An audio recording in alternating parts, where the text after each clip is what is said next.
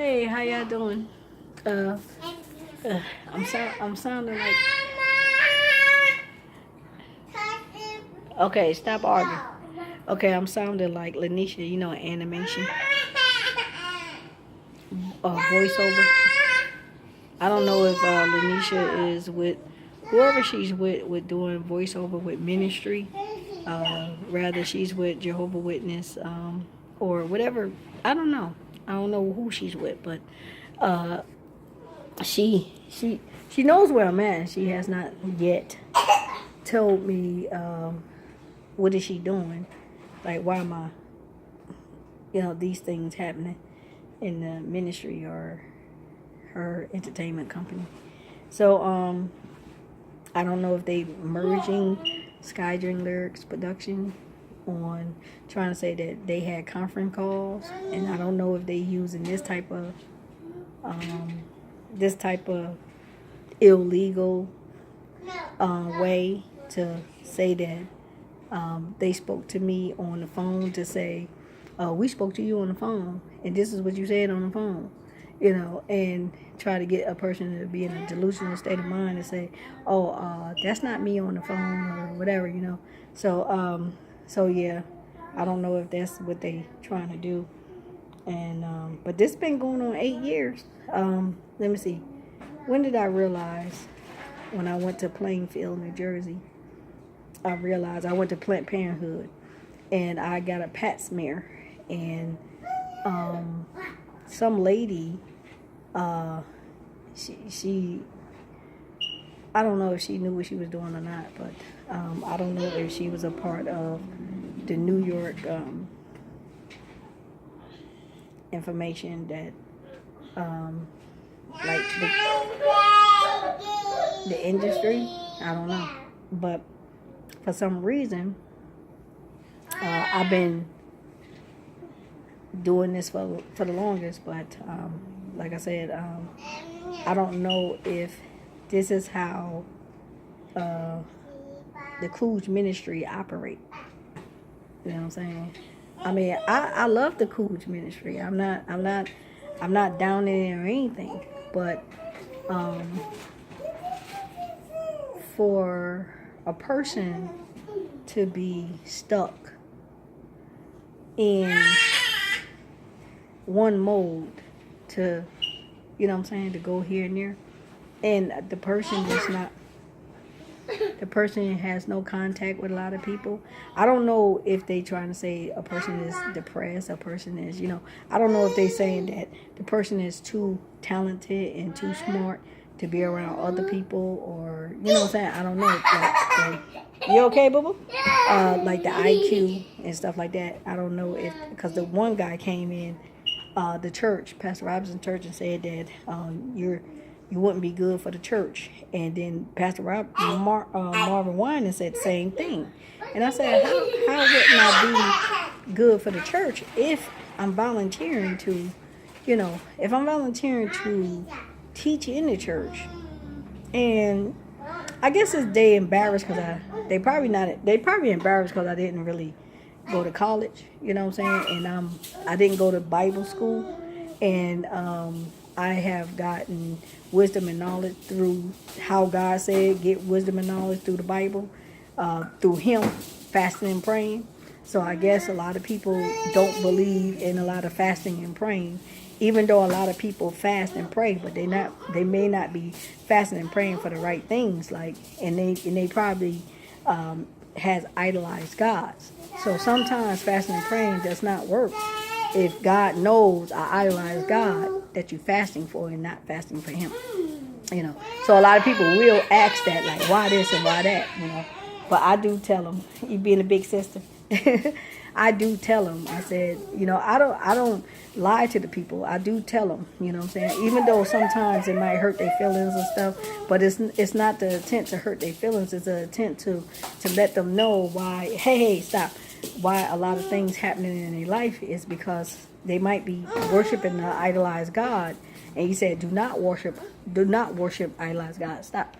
Do not worship idolized God. You know what I'm saying? So I try to tell them the truth. You know what I'm saying? Look. What? You know, so I try to tell them. Grandma, look. I see, baby.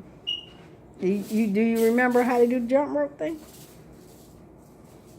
I was telling Cece in the letter how we used to do the hula hoop, how we used to do jump rope, and how we used to do skating boards and stuff like that. Clubhouses. We used to build clubhouses in competition, building clubhouses in competition. Like, we really wasn't in competition like hip hop and stuff, but I used to do human bebop, so I guess it kind of went viral.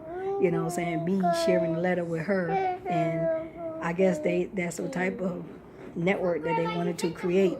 You know what I'm saying? So I told her I was from New Jersey and North New Jersey and stuff like that in the letter. So whoever read the letter, it went viral. You know what I'm saying? So next thing I know, everybody was online with me. Grandma, fill my toe. Oh, okay. Yeah. So Mama, that's good. Mommy. So whoever I had this person Ow. out. This person, when I was here last time, the person was going around, like, everywhere I went. The person was following me. So I don't know if they hired, like, an investigator to kind of follow my every track and then, like, talk to the people, whoever I was talking to see if I would find out who's tracking me and stuff like that. So I don't know if it was my friends or my girlfriends, because they said, do you have any friends? So I said, if I don't have any friends, that's on my friends. That's not my loss. If my friends don't want to be around me because I have because I have favor or whatever, and God is, like, really truly blessing me because I did the work of of my faith, and I stuck in there, then they was never my friends. That's how I see it. They was never my friends. And if a community if a community don't want to be by my side, when I have always been I always help Ms. Ann through the community picnics and cookouts and stuff like that. I always volunteer my time on the weekends. Please don't drop her. I volunteer my time on the weekends with Ms. Ann, and we would cook for all of the group homes that was in the community. And the church, like, some of the people from the church, they would come out and stuff like that. So all these years, if these things that I have done through all these years, over 10 years and 20 years, have not caused an effect towards the people, and say, hey, look, now she's out with this music, and now she want to do a fundraising for a community. She want to do a fundraising to feed a community, keep children fed, keep children with have some type of counseling, and keep the children with their mothers. Make sure their mothers have counseling and overseers to mothers that suffer from depression. You got mothers that suffer from depression. You got mothers that suffer from some of them handicapped, and then you got mothers that is suffering from, like, ADHD. You got ADHD is when a person can't focus on one thing. Their mind races, and they children, they might not be able to handle the children on their own. You know what I'm saying? So that's, and the male also might be dealing with ADHD, and they can't handle their children. You know what I'm saying? So it's like having overseers. So when you got people who is sick, and you got to watch over each other.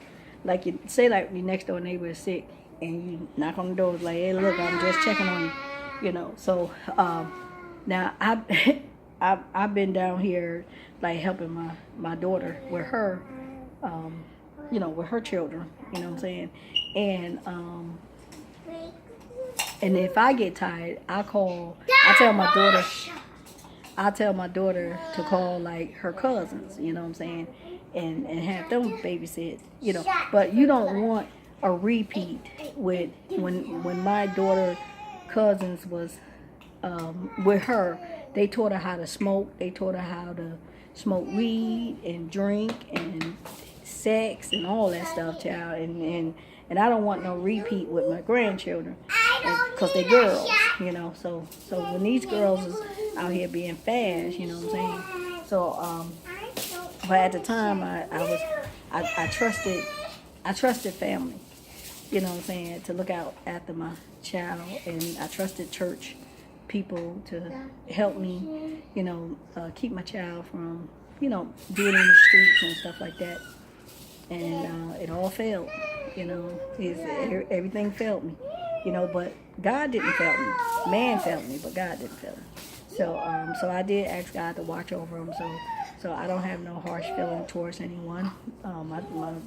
My daughter is still alive, got my grandchildren, and I'm grateful.